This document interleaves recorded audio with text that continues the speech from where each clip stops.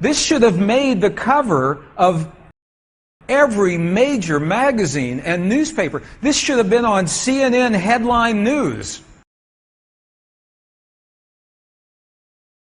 And this is how you and I may create change in this world very quickly. Over 100 years ago, modern science conducted an experiment. And based on the interpretation of this experiment, the Michelson-Morley experiment, the belief has been that there is nothing in the empty space. That everything is separate from everything else. That what happens in one place has no effect on what happens somewhere else. For over 100 years, our science has been based in a belief that is incorrect. 100 years later, 1986, the United States Air Force repeated that experiment. They published the results in the very prestigious journal Nature, the scientific journal Nature. What they found was this. They found that the field is actually there. They said, the field is there. And not only is the field there, it measured precisely the way that Michelson and Morley had predicted 100 years earlier. They just didn't have the equipment to work this out. But this changes everything for the scientists. Because the textbooks all say the field is not there. Entire careers are based on the field not being there. And now the field is there. National Aeronautics and Space Administration, NASA, built a satellite and launched it into deep space for the purpose of measuring fields that we cannot see with our eyes. It's called the Chandra Observatory. Recently, the Chandra Observatory sent back information that has now been modeled on the computers, and it tells us that what we used to believe was empty space is not empty. And this is what it looks like. The bright spot that you see in the center, that is the center of our universe.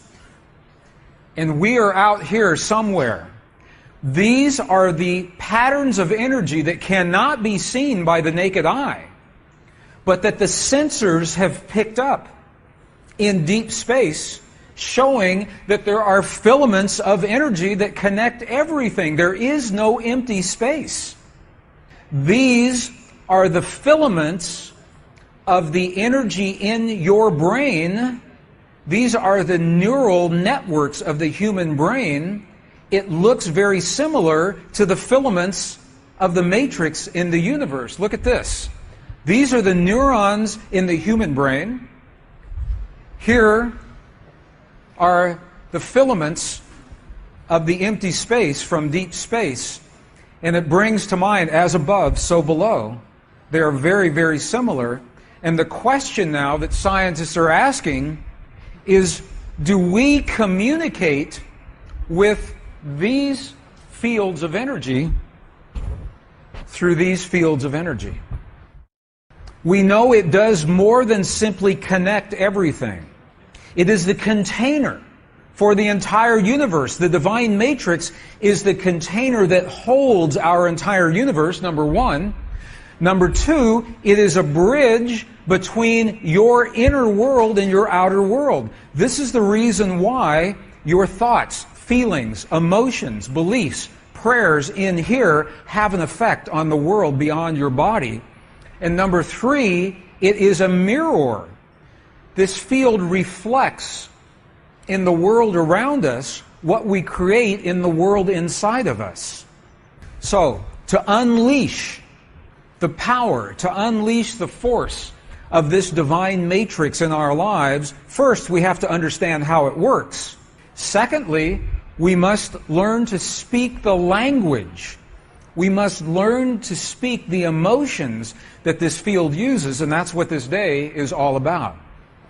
where we had two particles of light, two photons, separated by 14 miles. From here to here, 14 miles. And the question is this: when one photon had an experience, the other one acted like it was having the same experience, even though they are no longer connected. If this photon were forced on the blue path, that photon would always take the blue path.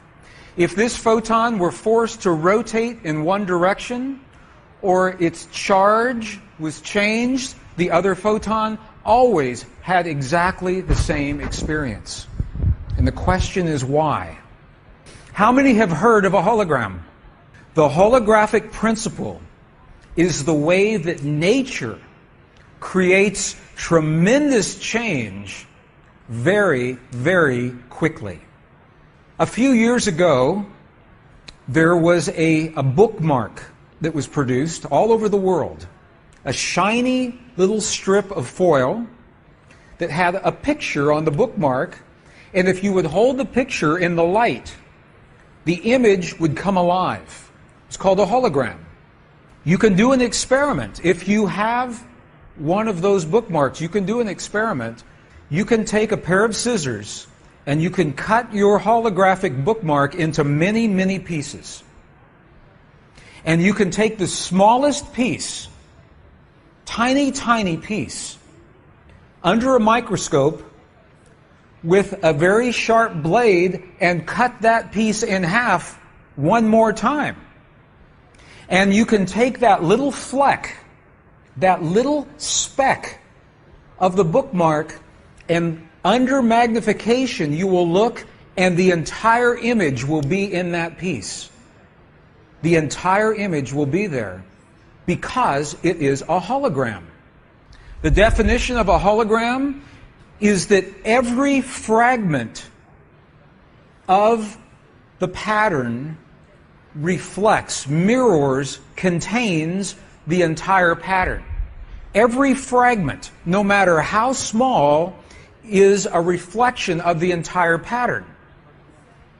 This is important because it's said that you and I are holographic in the universe, that within us, the entire universe lives within us. And within every cell of your body. The entire universe lives within every cell of your body. So here's an example. If this is the whole universe, right here, the entire universe, and we cut it in half. And now we take this and we cut it in half again. So now the universe is in 4 fragments. Because this is a hologram, every fragment contains the entire image. What happens if we make a change in one place in the hologram? If every fragment mirrors all of the other fragments, if you make a change in one place, where do you see the change? Everywhere. Precisely. And this is how you and I may create change in this world very quickly. If we understand the language, because we are holographic. We are patterns of this world, of the universe. When we choose peace in our hearts with the language that this matrix recognizes, peace must happen. When we choose healing in our bodies, when we choose joy in our lives, when we choose compassion for our friends, when we make that choice with the language of the heart, not the mind, the heart, it must happen. Quantum particles can exist in one place in a moment in time. Quantum particles can exist in 2 places or many places at the same time, and they are always connected. They are always connected with one another. So the particles are always connected. Quantum particles can communicate with themselves in the past and in the future. This is very interesting. Scientists can take a quantum particle, and they know everything there is to know about this particle. They know its rotation, its plus, its minus, its charge, in the present. Now, they can take it into the future,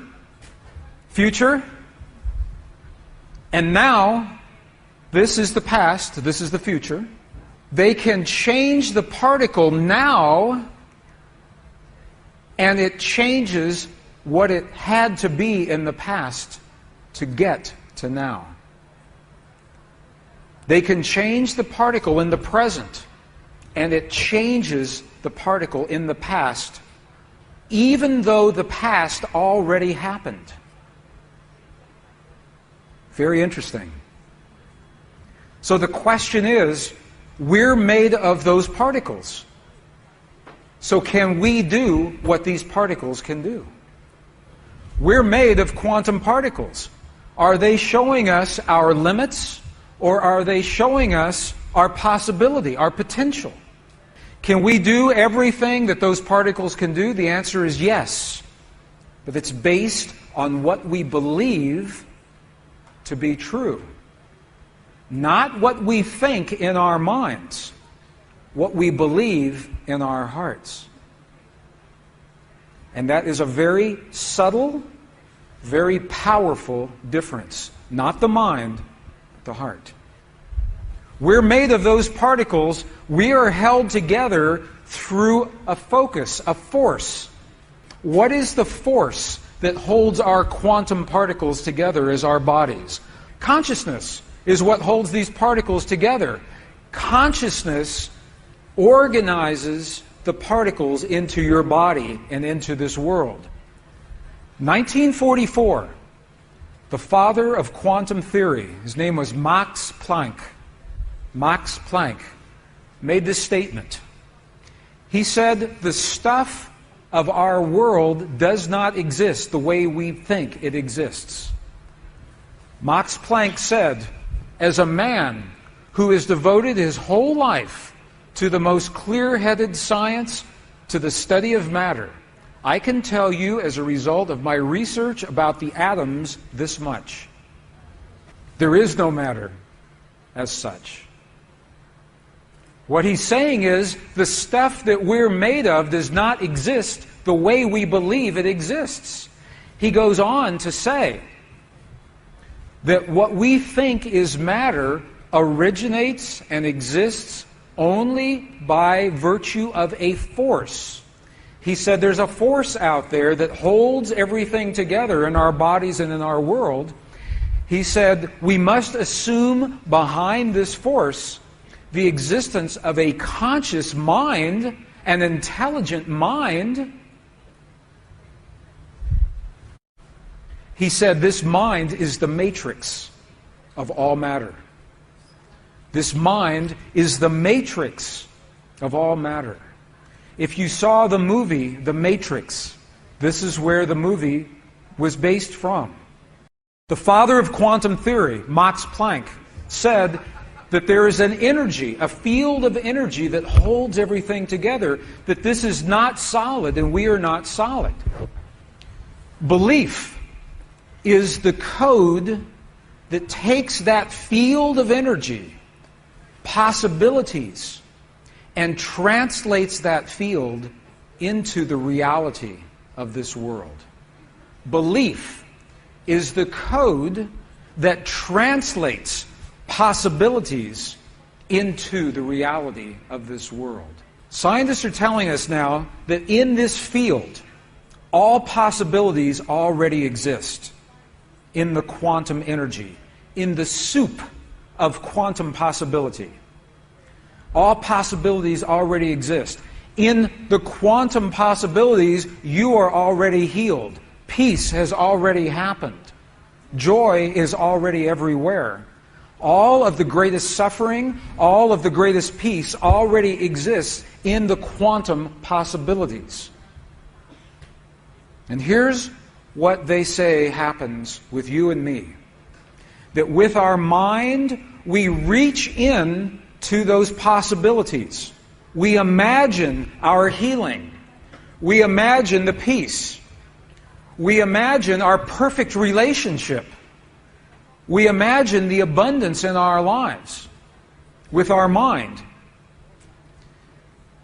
And that's how we lock that possibility into place. And with our heart, we give that possibility life. We breathe life into the image of our mind through the feeling in our heart and make it real in our world.